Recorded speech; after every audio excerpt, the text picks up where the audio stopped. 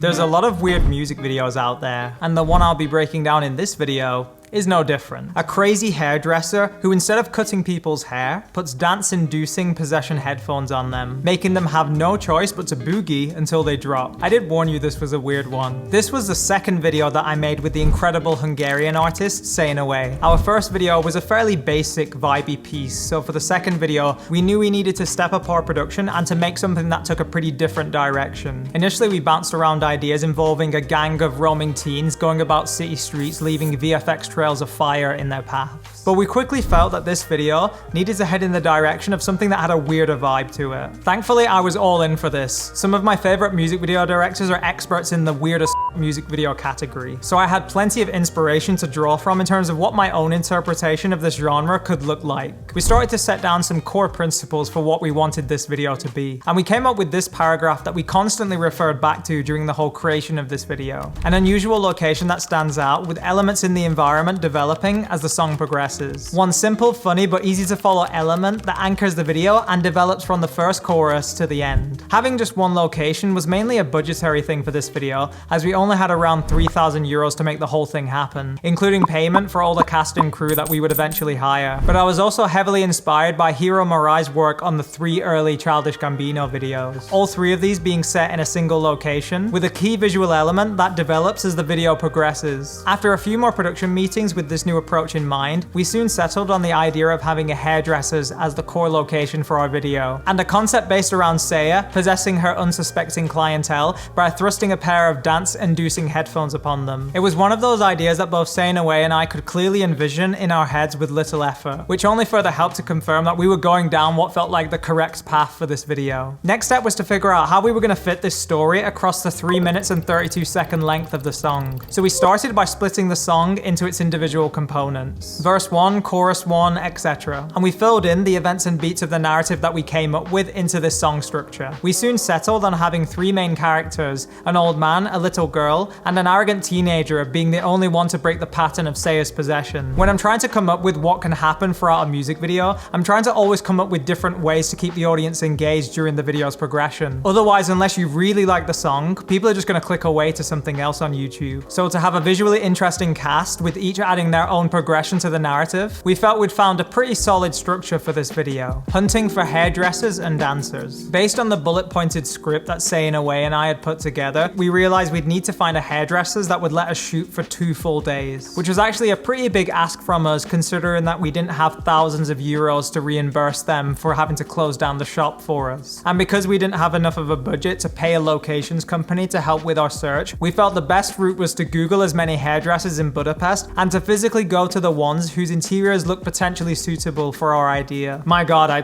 can't even count how many hairdressers we ended up going to, despite the fact that we even made what I felt to be a pretty professional looking music video treatment as a way to help show these business owners that we were legit and unlikely to smash up their shop because we didn't have a clue what we were doing. We were still met with rejection after rejection. But just as all hope was fading away, finally a breakthrough. One of Saying Away's friends knew someone who was just in the process of refurbishing his old hairdresser location. So for a film crew to rock up for 2 11-hour days wasn't going to be an issue at all because he wouldn't be open for business anyway. We went to check it out together and my god, it was perfect. Spacious with little cool trinkets of furniture and lighting for the set design, windows that could easily be blacked out to help control the light, and most importantly, a super chill and down-to-earth owner who was more than happy to help make our vision come to life. A true gift from the filmmaking gods. Location locked down, it was time to start casting and prevising our idea. Timing all the key moments of this video was crucial in order for it to work in the edit. And we weren't going to take any chances by just crossing our fingers and hoping that what we'd shot on set was long enough for each specific section of the song. Enlisting the help of some of my friends to play specific characters from the video, we shot a mock version of the whole video's structure. Just look at some of these incredible acting skills from my boy Harry Stott. This was an unbelievably helpful practice for us to do, as we soon realized that a lot of shots and actor blockings that we had in our head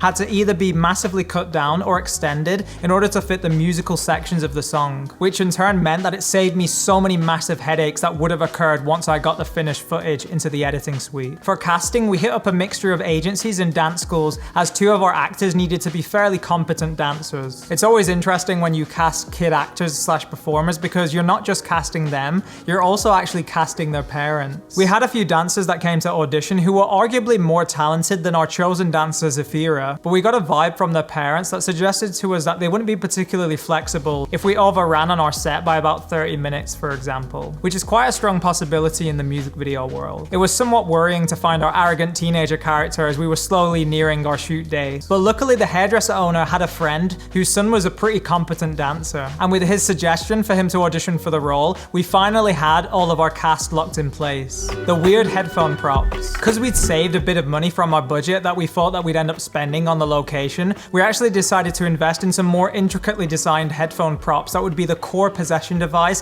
that Sainaway would use throughout this video. It made sense that these should look the part on camera because they would be a key element throughout this whole narrative. And just to have some normal looking headphones would really not help to keep the audience engaged in this very surreal environment that we were trying to create. We enlisted the help of a prop studio to help build and mock up some potential designs for these headphones. Fun fact, you can actually see some of their early designs on the wall of Saya's workshop scene right here. These headphones were one of the most single expensive costs of this whole video, totaling at just over 400 euros for 5 of them. Because they featured so prominently in our video, we felt like it was worth the cost in this case. I think iconography with an artist brand are some of the most powerful forms of advertising that you can do for a musician. So we were already playing around with ideas of how Saya could incorporate these headphones into her artist image during one of her live performances, for example, meaning that we'd be developing more visual connections back to this music video, letting just one physical object remind you about an entire video concept. The visual aesthetic. Often one of the hardest things about bringing in a bunch of film lights into a location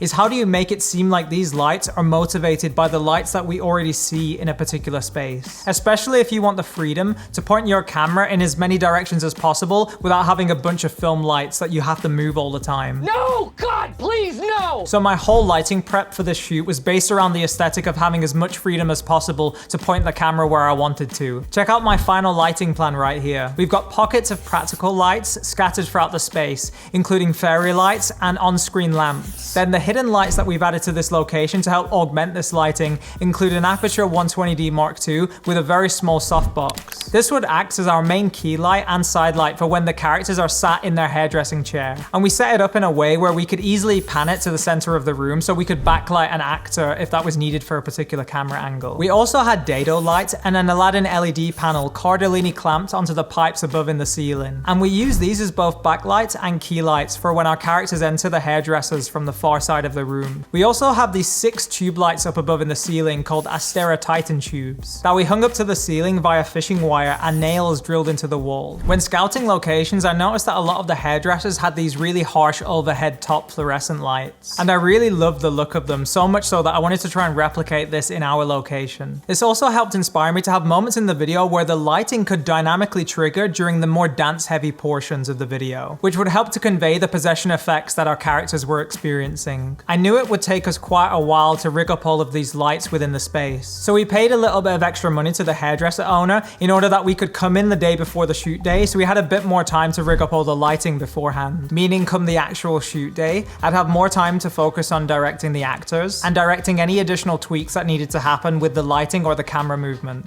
Being both the director and the cinematographer on this project seemed a little tricky at first, especially as I'd been so used to taking on the role as a cinematographer on previous music video projects while working alongside some incredibly talented directors. But I found that because we'd effectively used all of the prep time that we had available to us, we were able to troubleshoot in advance for any problems that might occur on set, meaning I had a lot of free headspace to effectively take on both of these roles all at once. It was also a massive help that I had a gaffer, one spark, and a camera assistant on this shoot, meaning they could prep any camera or lighting changes that needed to happen without pulling my attention away from the cast's performance. And shoot day begins. Day 1, we managed to capture all of the old man scenes with either him solo or him in the scenes with Sainaway. We also completed a tricky VFX shot for the first hook of the song, where the camera rotates 360 degrees around the hairdressers and shows Sainaway in multiple positions around the space. This might not sound like a lot of content for one whole shoot day, but we also had to allocate an extra 4 hours of pre-light time in the morning, as we still didn't quite finish rigging up all the lights that we wanted to finish off the day previously. But I didn't really mind that much about how long it was taking us to rig up all of these lights in position, because the beauty of my lighting plan, if I do say so myself, was that once the lights were all in position, we'd only have to do minor changes for certain setups, meaning if we invested the setup time now, it would actually pay off in the long run. Interestingly, one of the things I was really adamant for us to have on set for this particular project project was a wireless video transmission system, in order for the cast and crew to be able to have access to a live feed of what we were actually capturing on set. This was super important for me because working in various roles since I started my freelance filmmaking career back in 2013, from being a runner to a camera assistant to a gaffer, I learned how important it is for all members of a project to feel motivated and invested in what's actually being created. And by not being able to see what the camera is capturing, there's automatically a barrier that separates the heads of departments to everyone else. Another plus is that by having more crew being able to see a big monitor with the wireless feed, it means that we have more eyes being able to potentially spot errors that I myself would have overlooked, like having a stray coffee cup that was left in the back of a shot. Though even on a show like Game of Thrones, they couldn't avoid this. A wireless video feed is also a good way for my heads of department to help suggest things to me that I wouldn't even consider while my head is just in full director cinematographer mode. Day 2 rolled along, and this is really where the main action of our narrative would be captured, including 2 full scenes with new characters, plus all sequences and shots that had multiple characters together in the same space. This day was definitely a lot more stressful, especially because we had to cover a bunch of dancing scenes with multiple actors in the same shots, meaning we had to do many more takes in order to capture wider coverage and closer angles of each performer, which was not an easy ask, especially for the actors, as they had to keep performing the same dancing routine over and over again, especially when Istvan, our old man character, wasn't even a trained dancer, though he could have fooled me. This is quite a tricky thing to learn as a filmmaker because oftentimes it can only really come with more experience, and that's for when you can push your cast and crew a little bit further, and when you just have to accept that at least one of the takes that you've captured will be good enough for the edit. It is really hard for me not to try to get a take that just feels absolutely perfect in every single way, but if you want to successfully work with a team and to keep everybody on your side,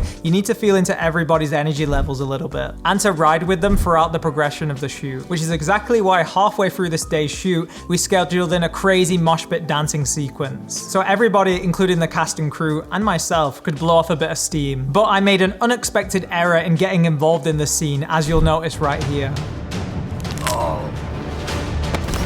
So yeah, I messed up my foot quite a bit, to the point where I had to sit down a lot of the crucial remaining gimbal shots that we had to do. Luckily, my equally talented first AC and same name friend Adam was more than up for this unexpected promotion, leaving me to watch the wireless camera feed from the sidelines as I gave directions. From our previous tests, we knew that the scene with the arrogant teenager would be one of the hardest to fit into the beats of the track, as moments like narrowly avoiding getting headphones put on his head and having the headphone cable pull him out of shot only had seconds of time to work on screen within the segments of the track. Probably one of the hardest shots that we had to get right during this sequence was when the headphone cable wraps around the teenager's ankle, as because we needed to reverse the shot in post in order for it to look like it actually wraps around his ankle like some sort of Indiana Jones whip, it needed to unravel in a really specific way so it didn't actually look like we were reversing it in post. I had an Atmos Shogun recorder on top of the camera the whole time, and luckily with this recorder you can actually reverse shots as soon as you've done a take, which was a massive help with us realizing that we'd actually captured a take that would work in the edit. Almost an hour over schedule, and with the location owner showing his first few cracks of patience,